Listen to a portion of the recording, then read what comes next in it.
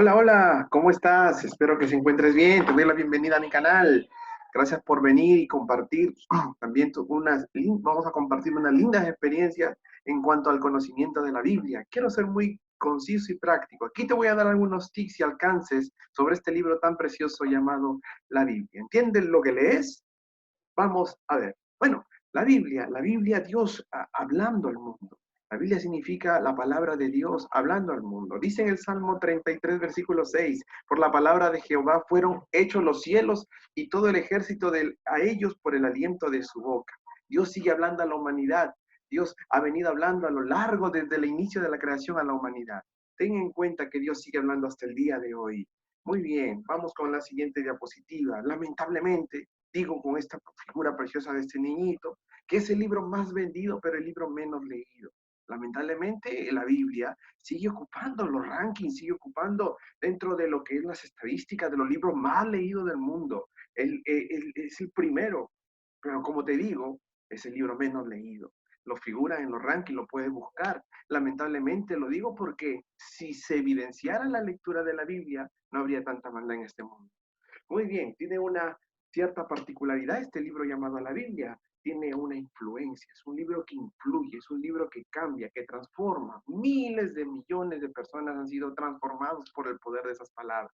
Devuelve la dignidad, porque muchas veces estamos como quien fuera de nosotros, dándole lugar a nuestra vida, a nuestra carne, nuestra inmoralidad, el pecado. Y esto viene, ¿por qué? Porque no hemos conocido al que creó las leyes morales.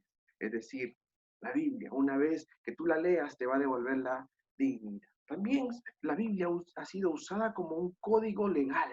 Es decir, muchos de los escritos en derecho, en todo lo que es ciencia política y la jurisprudencia, basan sus principios en los códigos legales que ofrece esta bendita palabra llamada la Biblia.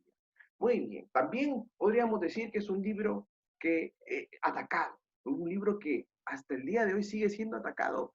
Nunca un libro ha sido tan perseguido y tan atacado como este. No hay otro libro en el que a lo largo de la historia se hayan hecho revoluciones, manifestaciones y ha habido muerte, ha habido sangre.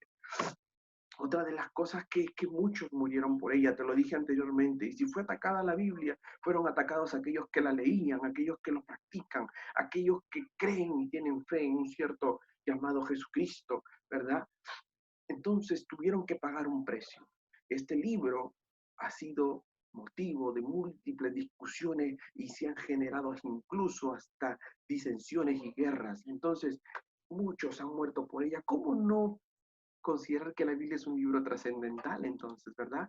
Muy bien, esta es la Biblia, pero la Biblia también podríamos llamarla como una escritura que tiene un origen. ¿Qué significa entonces la Biblia? Bueno, la palabra Biblia proviene del griego biblos, que significa libro, y también viene del griego biblión, que significa pequeño libro. Es decir, la Biblia es un libro en la que comprende libros pequeños.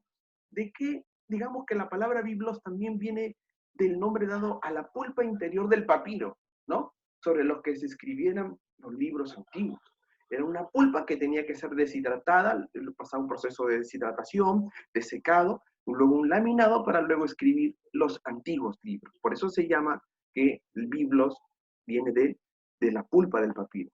No, esto lo podemos encontrar, las palabras libro y libros, las podemos encontrar escritos en lo largo ¿no? El libro de la ley, la genealogía de Jesucristo escrita en un libro, esto está en Mateo capítulo 1, verso 2, lo puedes verificar prácticamente en tu Biblia, ¿no? Otros nombres con los que se considera dentro de la Biblia es que también la Biblia se le dice las escrituras. La escritura en Marcos capítulo 12, versículo 10, en Lucas capítulo 4, versículo 21, puedes encontrar esta descripción llamada la escritura.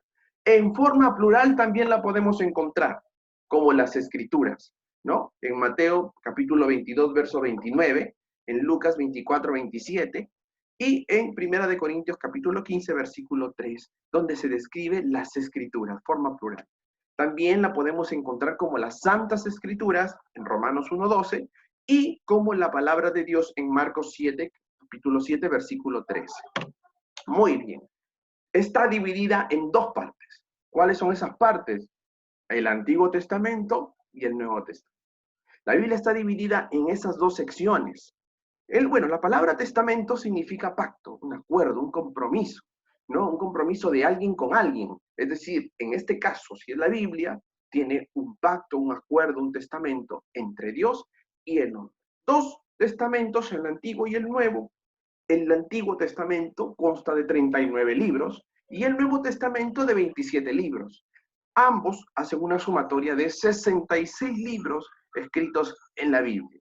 Las puedes encontrar prácticamente en tu Biblia de tu casa y puedes identificar estos dos bloques, un antes de Cristo y un después de Cristo. Muy bien.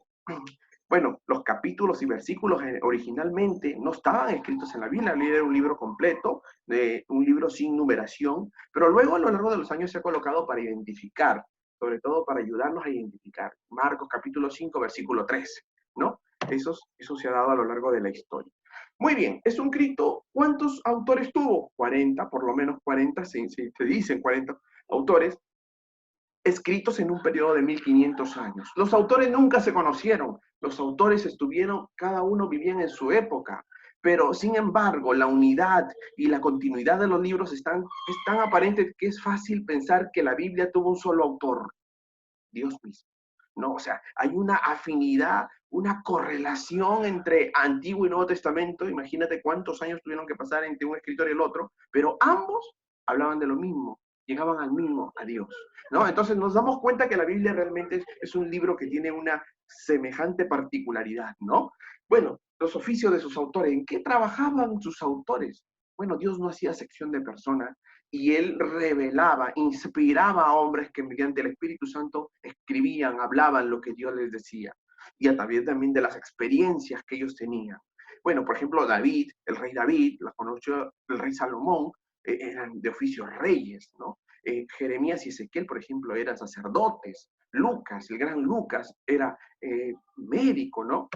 También podríamos decir que Pedro y Juan eran pescadores, ¿no? El famoso Pedro en su barca, en la descrita, en los relatos bíblicos, como él era un gran pescador. También conocemos a Moisés y a Amós, que eran pastores de ovejas, ¿no? El gran apóstol Pablo, un doctor fariseo de la ley, muy intelectual, muy conocedor de ella, ¿no? Podríamos decir que también Daniel era un político, ¿no? Mateo era un recaudador de impuestos, que le llama la Biblia como un contador, ¿no? Josué, un guerrero, un soldado. Esdras, un escriba. El gran Nehemías, un mayordomo de los buenos, estaba ahí con el rey Artajerje. Entonces podríamos decir que tenían diferentes oficios estos autores y eran muy, lo que sí tenían en común era que muy reverenciados con Dios. Y Dios los había elegido con el propósito de escribir estas líneas para nosotros, ¿no? Muy bien, entonces también la Biblia, ojo, la Biblia tiene una simbología. La Biblia es un espejo. La Biblia es un espejo, esto lo puedo encontrar en Santiago capítulo 1, versículo 23 al 25. La Biblia también es una semilla. Recuérdate de la parábola del sembrador. ¿Qué salió a sembrar? Semillas. Y la semilla crece, fructifica, ¿verdad? Da fruto. Entonces es una semilla la palabra de Dios. También se dice que la palabra de Dios es un lavadero y agua. Dice en Efesios 5:26, dice, para santificarla y habiéndola purificado en el lavamiento del agua por la palabra, en Efesios 5:26. También la Biblia tiene la simbología es una lámpara, da luz. Lámpara es a mis pies tu palabra y lumbrera mi camino. Salmo 119:105, ¿verdad? No hay otra palabra profética más segura que a la luz de las Escrituras. Muy bien, también la palabra de Dios es fuego. No es mi palabra como fuego, dice Jehová.